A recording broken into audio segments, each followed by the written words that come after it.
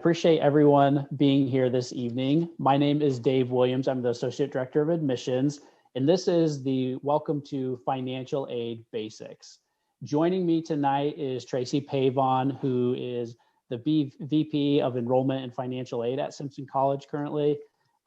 She's got over 20 years of experience, so she is an expert in this field, and she can kind of walk you through, again, just some general information of what to expect or what financial aid is going to look like when you guys get to that point with your students. So to go real quick, I'm going to just go through the agenda, and then I will kick it over to Tracy and get started.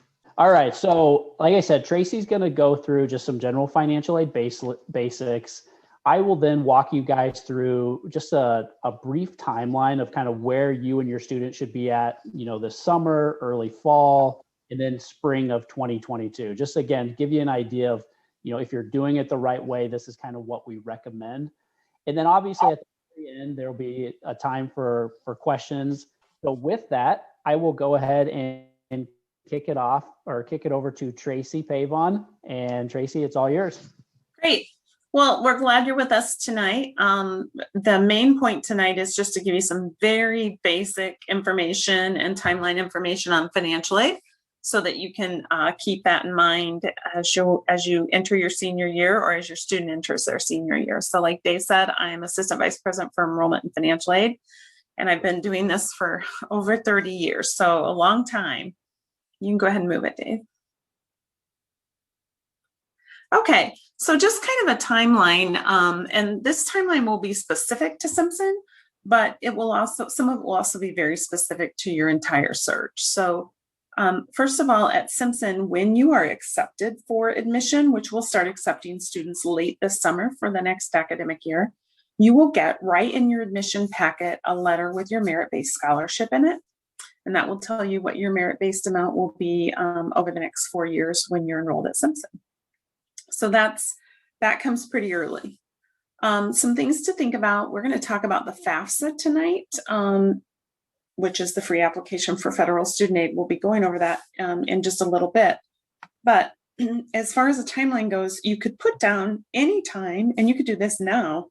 You can register for a federal student aid. That's what FSA stands for, username and password. And you do that at the website that's here, which is fsaid.ed.gov. You do want to put the HTTPS in front of all of your links for federal student aid, but you'll need 2 usernames and 2 passwords. And this is really important. The student has to have their own, as it acts as their electronic signature on the FAFSA. And then the parent of a dependent student, not both parents, but one of the parents, needs to have an FSA username and password as well. This is really important. You will have to have 2 separate email addresses to do that. The system will not register 2 people with 1 email address. So you'll each want to make sure you have your own. And students, you'll want to use one that you're going to keep. So if you're going to change that school run around a lot, you might want to have a Gmail or something, or a Yahoo account that you can go to. October 1st of your student senior year is when you can fill out the FAFSA. And I always think if you've got that FSA username and password ahead of time, do it as soon as you can after October 1st. I've always done my kids like 2 or 3 days after it opens. The reason you can do it so early is you will use your 2020 federal tax information to complete the FAFSA. So it's always looking a year back. Years ago, the FAFSA didn't do that. So you often had to wait to get your taxes done. But now this allows you the opportunity to do it much sooner. So do that. FAFSA is just free application for federal student aid. One mistake that I see families make a lot over the years is they go on to a FAFSA.org website, which will charge you $90 and your FAFSA will not be done. So make sure you get FAFSA.gov, and remember, it's the free application for federal student aid. So you never want to pay anyone to do that. It's a snapshot of your family's financial situation as it exists today, or really a year ago, because it's using a year ago's tax information. It's going to collect a lot of demographic information about the student and the family, and also financial information. The information goes into a formula, and it's used to calculate what's called the expected family contribution. And then Simpson will use that expected family contribution to prepare the student's financial aid packet. And again, you'll use your 2020 tax information to complete. I don't want to confuse you a lot on this, but I'm going to give you a heads up that your students will have an EFC in the FAFSA as it exists for 1 year. And then the federal government is changing everything to a very simplified FAFSA. I don't even know if Dave knows this anymore, but financial aid will no longer be based on an EFC.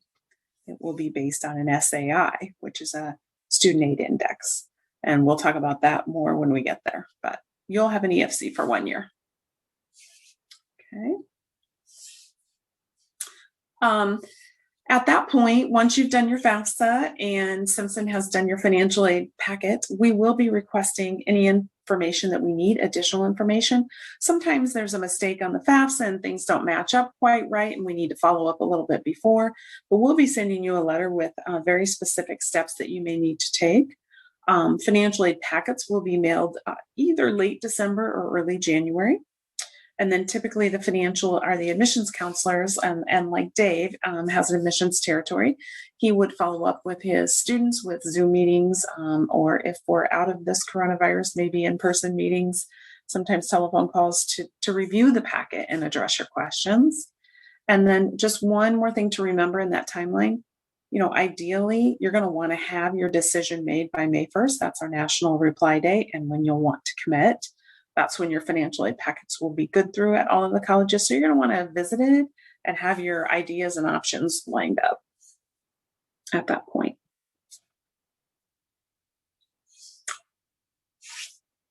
All right, so this is where I'm going to jump in.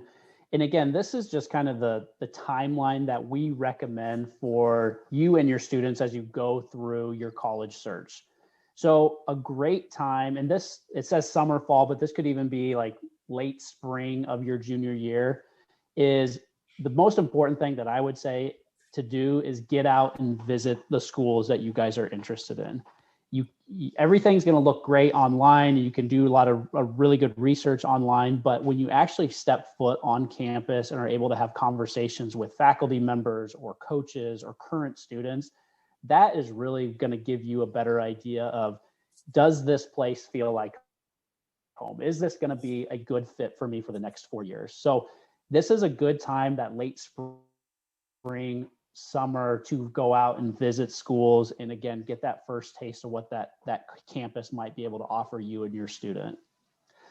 Again, Simpson, during the summer, that's when our application actually opens. So once a student completes their junior year, for a lot of institutions, that's when the application opens to them as they're a rising senior. Okay, each school has different timelines, like specific days when those apps open, but a lot of them are going to open up during the summer. So that's a great opportunity for your student to get a jump on the schools that they know they're interested in and want to apply to.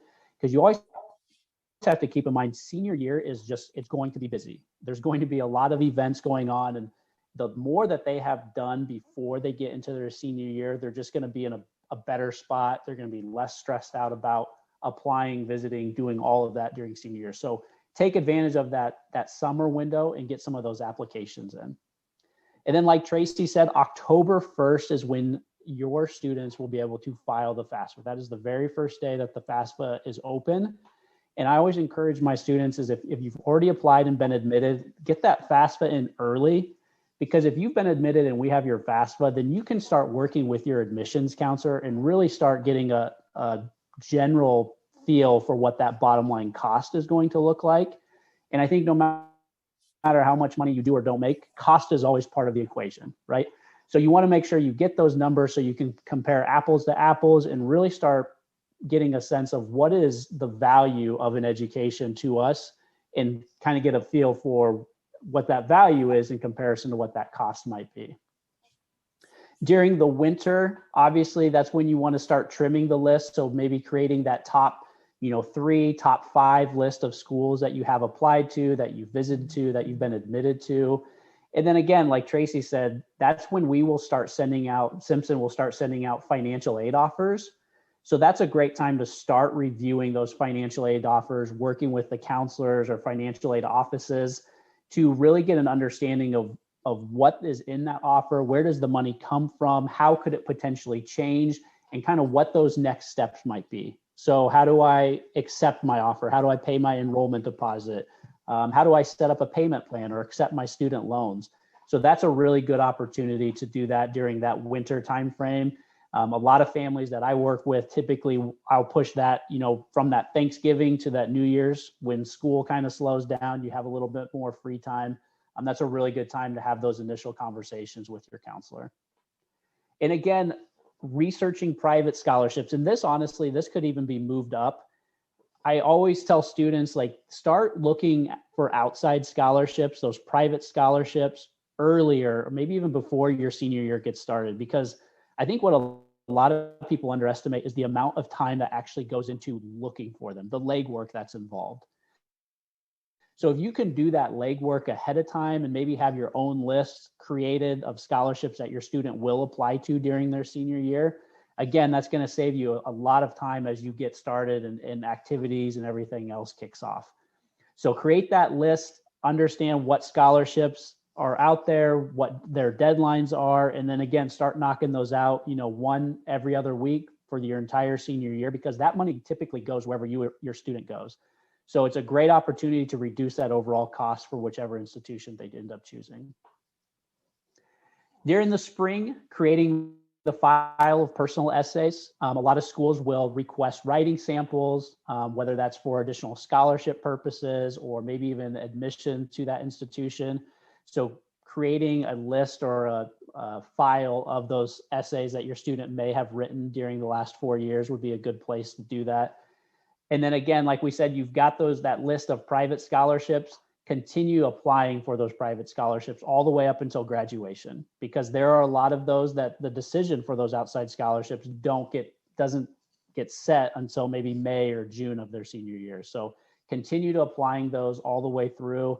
And then obviously, like Tracy said earlier, May 1st is generally the decision day for a lot of institutions. So during the spring, that's when you want to hopefully have major decisions, commit to that school, pay that enrollment deposit, and really start working towards whatever those next steps might be, such as housing information, health forms, setting up orientation days. All of those things are what is kind of the next steps for you once you've actually made that commitment and paid that deposit. Just some brief information about Simpson. These are kind of some good facts, good things to know about Simpson College. A lot of this are kind of the highlights. One thing that I really want to point out to you guys is that 99% right there in the middle, because a lot of families, a lot of students always ask me, like, what would you say Simpson is known for, does really well, or is better at than other institutions? And I always say, like, we prepare our students for life after Simpson really, really well. We want you to have a great experience and have fun and obviously have a great education at Simpson, which you definitely will get. But it's only, in the grand scheme of things, your Simpson experience is only 4 years. So it's pretty short. And we want to make sure, and this starts literally from day one on campus, is we want to make sure you are ready for that next step, for life after Simpson. And that really comes down to, the amount of job shadow opportunities, internships, that hands-on learning environment that is offered to you at Simpson.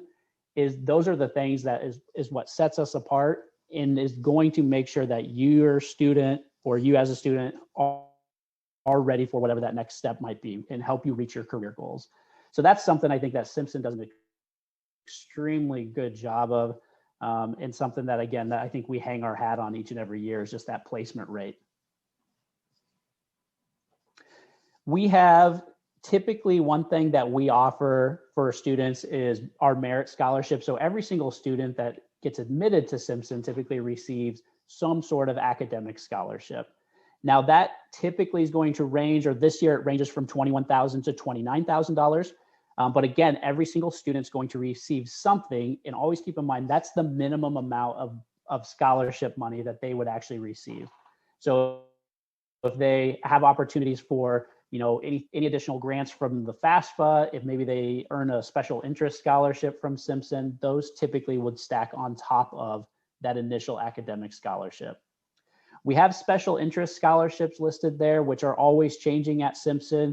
Currently, we have scholarships for students interested in history or politics or speech and debate, music, theater, interfaith. There's a wide variety of scholarships available to students. And it doesn't mean that that student has to be planning on majoring or minoring in that particular academic area. Typically, they just have to have an interest or a passion or want to be involved. So lots of different special interest scholarships. And again, work with your admissions counselor, because they will make sure that, if your student fits one of those areas, they will make sure that you get that application in. So obviously, what's a great way to learn about Simpson College? The easiest way is just visit our website. All you students are constantly on your phone, so pull up the website on your phone, check it out, look at the majors that you're maybe considering or some of the extracurricular programs that you're involved in now, whether that's athletics, music, things like that, could be a really good place to start. We have a ton of sessions just similar to this one recorded on our YouTube channel. So if you're looking to get more interest or more information about a specific major, or you want to hear from students and their experience at Simpson, go check out our YouTube page, because again, there are tons of recordings on there, and they will constantly be updated with new information as well. And then obviously, it goes without saying, social media is out there. So if you're on Facebook, Twitter, Instagram, like I mentioned, YouTube earlier, we've got the Simpson College has their own page, as well as the admissions office. So follow us on there, subscribe, whatever it might be, because again, there's tons of information out there. And I think those are really good places for you to learn a little bit more. And those are typically geared more towards the student and current Simpson students and what their experience is as well. So with that will take us into our Q&A session. So if anyone has any questions, again, you can type them into the chat. I'll pull that up here. One thing that you guys, I know you had the opportunity to ask questions ahead of time. And one of the common themes was, what scholarships will I be eligible for? So I think we kind of covered that a little bit. Again, the GPA that your student has, or that you as a student have, that is what typically determines that initial academic scholarship. And then the special interest scholarships, again, is just based on what are you interested in, what do you want to be involved in college. So those can all add up pretty quickly. So lots of different opportunities. And then again, when you factor in the FAFSA information and what you may be eligible there, I think you'll find that Simpson offers really good financial aid opportunities for all of its students.